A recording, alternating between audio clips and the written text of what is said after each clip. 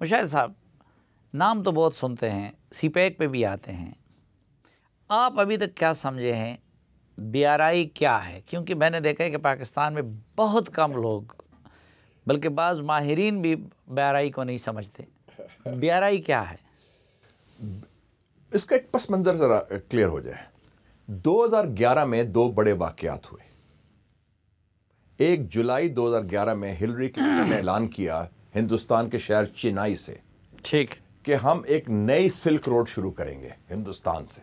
अच्छा, नई silk road जुलाई 2011 को, और हिलरी क्लिंटन ने, हाँ, नई सिल्क रोड शुरू करेंगे हिंदुस्तान से, जो अफगानिस्तान भी जाएगी, पाकिस्तान का नाम नहीं लिया था, और वो जाके कनेक्ट करेगी दुनिया को। चाइनीज़ फॉरेन मिनिस्टर उसका था, वो आया, यांग जीची, मेरा जो दोस्त भी था, वो डेंग शॉपिंग का इंटरप्रेटर भी रहा, अंग्रेजी बड़ी अच्छी बोलता था। ठीक है, ये एक्सलेंसी, ये नई सिल्क रोड आ रही है। कहना उसने क्या क्या, सिल्क रोड तो एक ही है, 2000 साल पहले जो चीन से शुरू हुई थी, ये अमेरिका कोई ईजाद करना चाहता है नई सिल्क रोड, वो बहुत कर ले, लेकिन वो कामयाब नहीं होंगे। सो पहला ये था।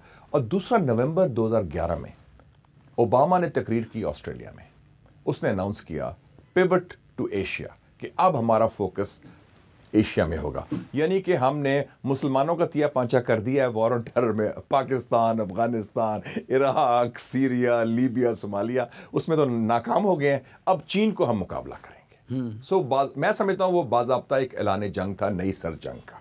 ये दोनों वाक़यात। 2012 में क्या हुआ कि चीन की क़यादत तब्दील हुई, हु जिनताओ रिटायर हो गया 10 साल के बाद, और एक नया लीडर आ गया, उसका नाम है शी जिनपिंग। शी जिनपिंग ने कहा कि हम असर नौ देखते हैं दुनिया को, और एक नया इनिशिएटिव लेते हैं। अमेरिका फ़ौज की बात कर रहा है, मिलिट्री की बात कर रहा है, फ़ौजी सलामती की, हम इक्तिसादी बात करते हैं, जो हमारी कुव्वत क्या है, तिजारत। लेकिन इक्तिसादी कुव्वत में भी उसको हम एक डिफेंसिव इनिशिएटिव कह सकते हैं, ऑफेंसिव नहीं था, जो अमेरिका ने पहले ना। उसका जवाब था ना, ये मैं कह रहा हूँ ना। हाँ। उस मंजर क्या था, 2011 का जवाब था उनका, कि अच्छा आप हमें डिफेंस आ रहे हैं, हमारे पास ये हथियार है। क्या हथियार है? तिजारत, इक्तिसादियात, जो उनकी कुव्वत है, और उनकी अपनी जो टेक्नोलॉजी। तो उस हवाले से शुरू किया कि हम लोगों को जोड़ेंगे तिजारत के जरिए, जैसे मैंने कहा कि 193 में से 130 मुल्क है, और हम उनके प्रोजेक्ट्स में हेल्प करेंगे जहां तक मुमकिन है, और आप तरजीहात दें। उन्होंने नहीं कहा कि प्रोजेक्ट गवादर बनाना है, हमने कहा हमें गवादर चाहिए, हमने कहा हमें हाईवे चाहिए। चाइना ने कभी नहीं ये कहा कि ये काम करो, हमने, और ये स्टडी अमेरिका की आई है। नहीं, उस वक्त मेरी बड़ी लड़ाई रहती थी एहसन इकबाल साहब वगैरह से, वो ये कहते थे कि जी ये तो चाइनीज़ प्रोजेक्ट हैं और चीनियों ने ये करना है। मेरा ये कहना होता था कि यार ये तो हमने खुद अपनी तरजीहात उनको देनी है। तो आपका इस मामले में क्या मालूमात है कि चीन अपना प्रोजेक्ट भी मुसल्लत करता है या कि उस मुल्क जब आपकी तारीखी लड़ाई हुई एहसन इकबाल साहब से, जिसमें मैं आइनी शायद हूँ गिलगित बल्तिस्तान में, और आपका एक्सचेंज भी हुआ, क्योंकि वो तकरीर करने आए माशाल्लाह एज चीफ गेस्ट, तो आप एकदम नज़र आ गए, और वो फिर आपका मुकालमा भी हुआ, बड़ा शरीफाना मुकालमा था, बड़ा महज़ब था, लेकिन वो थोड़ा सा था इख्तलाफ राय।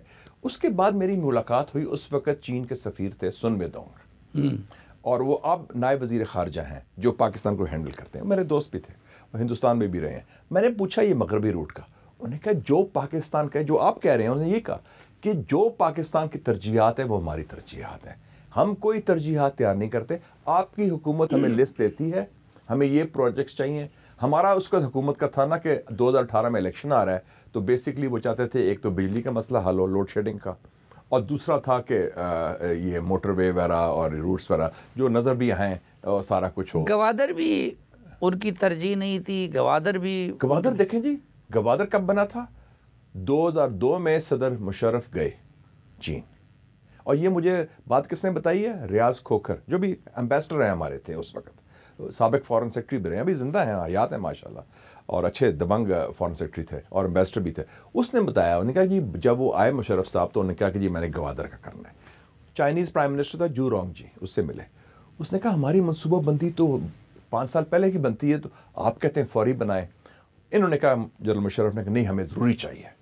उसने कहा कि जब जनरल मुशर्रफ चले गए, मुझे बुलाया उसने, प्राइम मिनिस्टर ने, उसने कहा फास्ट ट्रैक पर हम तैयार हैं, अगले साल से हम we can start the construction, और ये फ्री होगा, $250 मिलियन उस ज़माने में हम देंगे आपको। और 2003 में शुरू किया, 2007 में चाइनीज़ ने गवादर मुकम्मल कर दिया, और फिर क्या किया साफी साहब, उन्होंने आपको हैंड ओवर कर दिया। आपने मांगा था गवादर, हमने बना दिया है। और हमने क्या किया, हमने पोर्ट्स ऑफ सिंगापुर अथॉरिटी को दे दिया, और वो उन्होंने कुछ जीरो काम किया। वो तो फिर जरदारी साहब ने मार्च 2013 में जाते जाते, इलेक्शन अभी हो रहे थे, होने थे, उन्होंने चाइना से एग्रीमेंट करके चाइनीज को मिलते की कि प्लीज चाइनीज आप आके संभालें, हम नहीं चला सके, पोर्ट्स ऑफ सिंगापुर नहीं चला सके अथॉरिटी, और आप चलाएं।